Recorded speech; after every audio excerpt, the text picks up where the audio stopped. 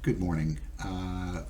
We are covering Geometry Lesson 1.6, and that lesson supports, it's the direct instruction for IXL Lesson B12, which is distance to the origin in 3 dimensions. So you're going to take notes on this as usual and put that in your math notebook. And of course, I've talked about that for 2 weeks. You should now have a math notebook. And then remember, on the first page of any notes that you do, you need to put in a header. And so please print your name very clearly, first and last name, no aliases, no nicknames. And then type in your date, the period, and then the subject. And the subject is distance to the origin in 3 dimensions.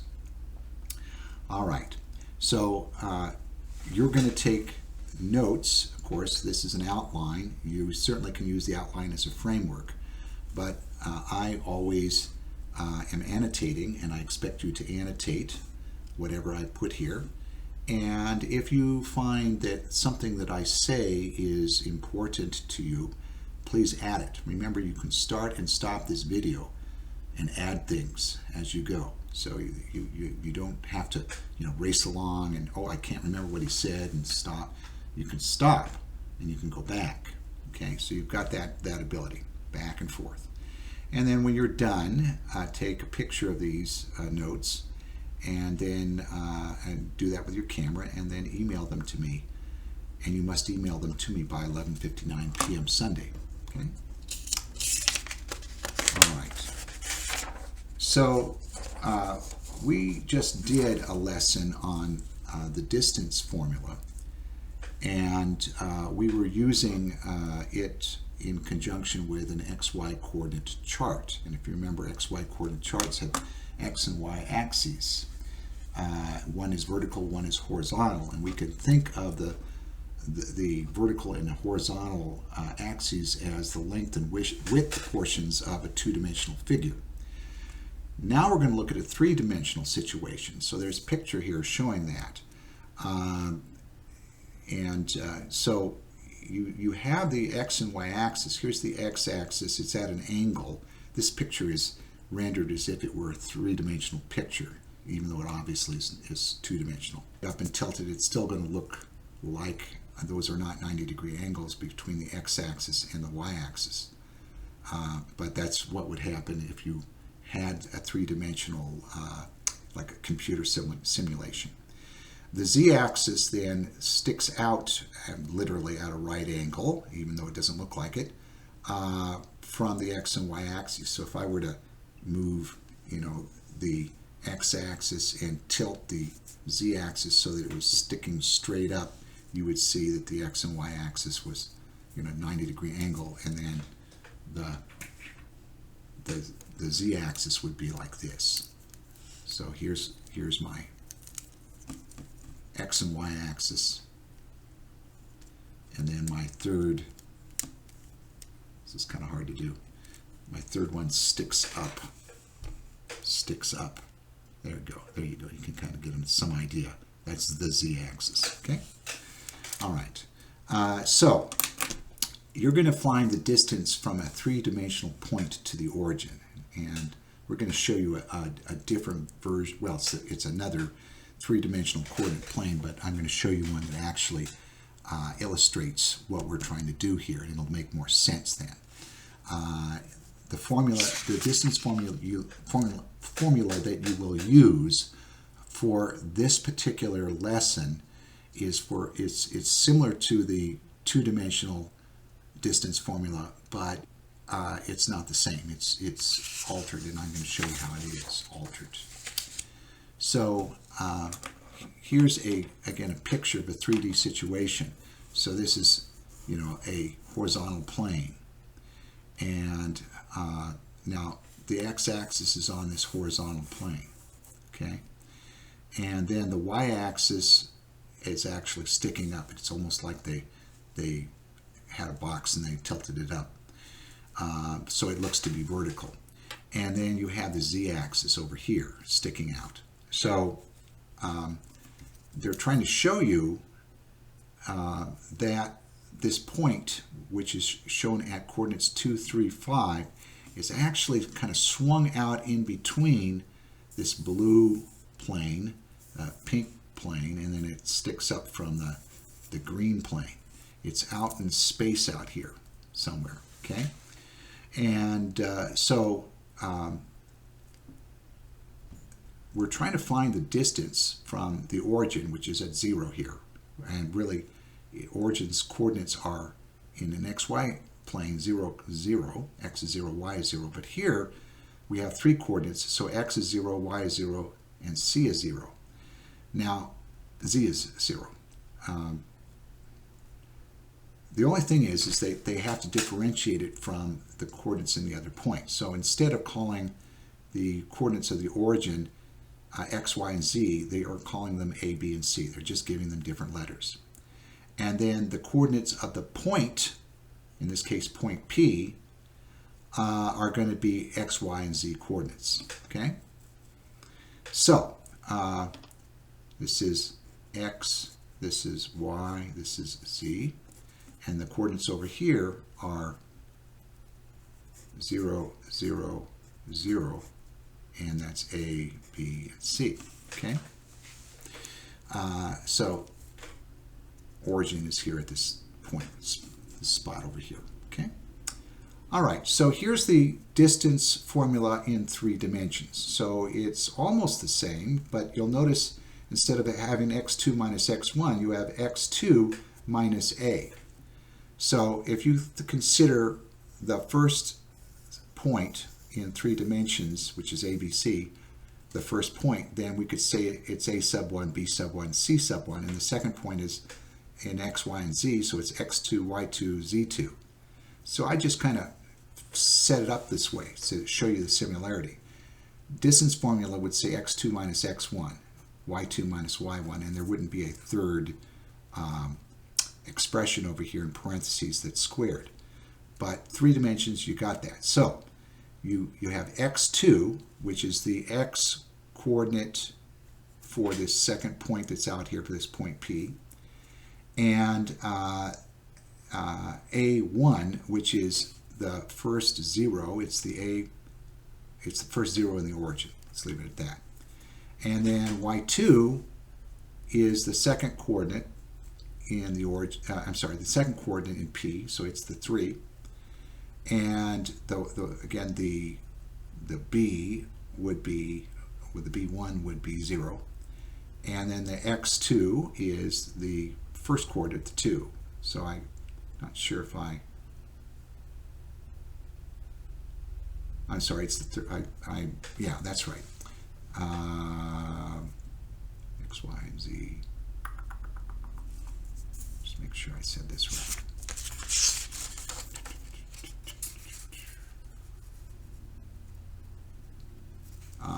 Okay. So, yes. These are numbered correctly, but you have to remember that although these are shown as first here, they come as second over here. So the A, the B, and the C are the second term. They're subtracted from the first term, which are these points, 2, 3, and 5. So X is 0, Y is 0, and X is 0, Y is 0. I see what's wrong here. This should say C minus 0. Or, I'm sorry, C minus...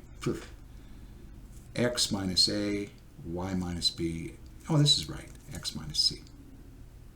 No. Z minus C. There it is. Z. So this is Z minus C. I'll rewrite this. So the distance equals the square root of X minus A squared plus Y minus B squared plus Z, there you go, minus C squared. So this is not an X, it's a Z. That confused me for a moment. So again, this is X2, this is A1, this is Y2, this is B1, this is Z2, this is C1. So there you have the format for that. Okay. Now, don't worry yourself too much about this other than recognizing this is the correct version of the formula. Okay. And this is generally how it works. And the numbers are going to be, for P, are going to be the first numbers in the set. So the x2, the y2, and the z2. That's what this is. And again, the A, B, and C are going to be the zeros. So I'm going to show you an example of how this works. And this is our last page. We're going slow because, it's confusing. All right, so the origin point, which is your A, B, is going to be what your A, B, and C coordinates are for, are 0, 0, 0. Those coordinates are 0, 0, 0. They're right there. And right here, okay? We're going to use the distance formula to find the distance, d, between the points 0, 0, 0, the origin, and x, y, and z, which is 2, 2, and 7. 2, 2, and 7. So x, y, and z, so it would be this point here, but it's a different set of coordinates. They're going to be 2, 2, and 7. So I write the formula, and so here I wrote it. D equals the square root of x minus a squared plus y minus b squared plus x minus c squared. Now I'm not going to bother to put the 1s and 2s down the bottom of it, because really you can see what they are just because we've shown them as clearly as, oh, the A, B, and C are the zeros, the 2, 2, and 7 are the x's, the y's, and z's. So, knowing that, the first one we want is x. So x is 2. So I substitute 2 for x. And then A is 0. So I put a 0 here behind the negative sign. And then I go over to the second expression. And y is also 2. So you put a 2 there. And your origin coordinate for B here is 0. And then over here, this is Z now. Looks like I was consistent in writing it wrong. Z is 7, so you replace it with 7. And your C is 0, so you replace that with 0. Okay, now we have the numbers populated. So we're going to use, since we're just simplifying, D is already by itself, the variable is by itself, so we're not undoing. We're just going to use PEMDAS. So you're going to use PEMDAS. And so we do what's in parentheses first. So 2 minus 0 is 2. Over here, 2 minus 0 is also 2, and over here, 7 minus 0 is 7. Well, that was easy. So that's what was in the parentheses. Next, we would do e or exponents. So we've got these squared. So I've got 2 squared. Well, 2 times 2 is 4. And then I have 2 squared again. 2 times 2 is 4. And then I have 7 squared, and it's 49. Now, the next thing we're going to do is divide. We don't have that. Or, multiply. We don't have that. Divide. We don't have. But we do have add. So we're going to add 4 plus 4. That's 8. And we add 8 to 49, and that's 57. If you need a calculator for that, do it. Okay? Now, 57, which is under the radical sign, is a prime number. If we can simplify, we need to simplify. So looking at this, because it's a prime number, I don't have any factors that I can take out of this that are perfect squares, and so I can't simplify that way. But what I can do is I can estimate what the square root of 57 is. So I know that the square root of 49 is 7,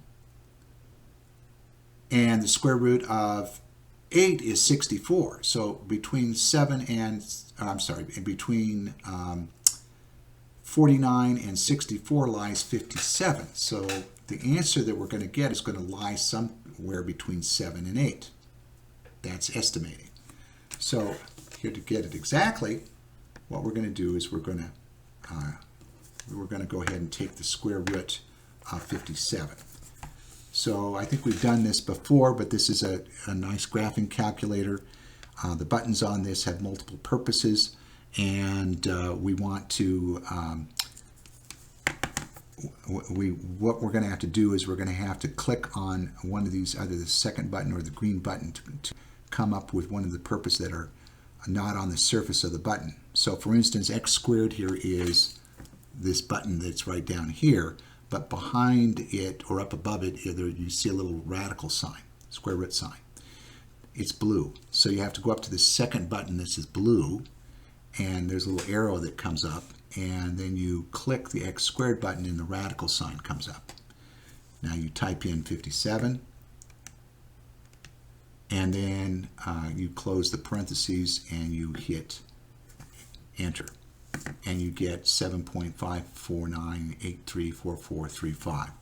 So we simplify that into four units, and so we use 7.5498. So this is approximately the length of 57 units, about 7.5 inches. Okay, and so I merely rewrote what was over here, and I as you can see, added some information that might be useful to you. All right, so that's it. Go ahead and try the Excel assignment after you finish doing the notes.